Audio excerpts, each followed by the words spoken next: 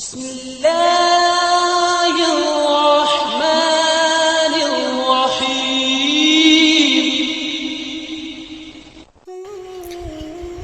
اگر کوئی اپنا تمہارا ساتھ چھوڑ گیا ہے اور تم تکلیف برداشت نہیں کر پا رہے، اگر تم راتوں کو رو رہے ہو اور بنا سوئے دن گزار رہے ہو، اگر تمہیں لگتا ہے کہ اب سب ختم ہو گیا ہے، اگر تمہیں لگتا ہے کہ تم اس تکلیف سے کبھی پیچھا نہیں چھڑا سکو گے، اگر تمہیں لگتا ہے کہ اللہ تعالیٰ تم سے ناراض ہے اس لیے تمہیں دکھ میں ڈالا ہے،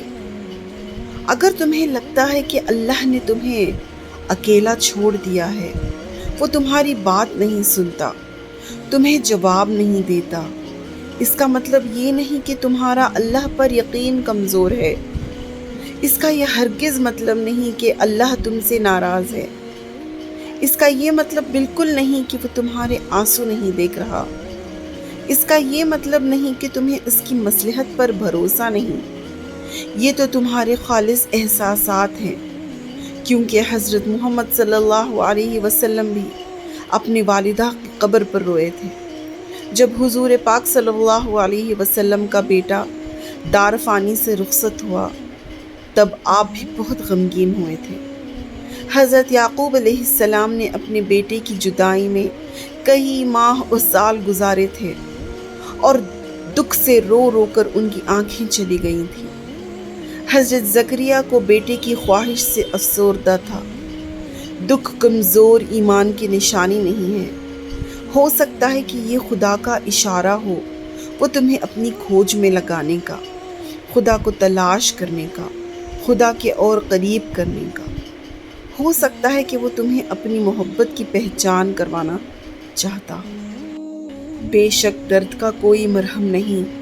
تکلیف پہ ہمارا کوئی بس نہیں، دل کے زخموں کا کوئی علاج نہیں، اور انسان کا دکھ سے گھبرا کر شکوہ کرنا بھی سمجھ آتا ہے۔ آخر کو انسان جو ٹھہرے، درد میں بندے کو خدا ہی ڈالتا ہے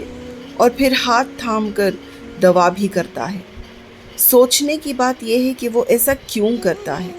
جب درد سے آزاد کروانا ہوتا ہے تو دکھ دکھاتا ہی کیوں ہے؟ کیونکہ یہ جو درد ہے نا، یہ محض سیڑھی کا پہلا سٹیپ ہے، اور جس پر آگے بڑھتے جاؤ تو یہ سیڑھی سیدھا رب کے دروازے تک لے جاتی ہے۔ جہاں بندہ خدا کے روبرو آ کھڑا ہوتا ہے وہ مشکلات میں ڈالتا ہی اسی لیے ہے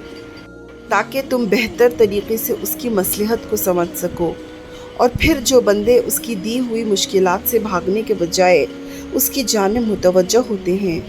جو درد میں بھی مسکرانے کے عادی ہوتے ہیں، جو اس کے دیے درد میں بھی راضی رہتے ہیں، پھر وہ ہدایت سے ان کے ذہن کھول دیتا ہے۔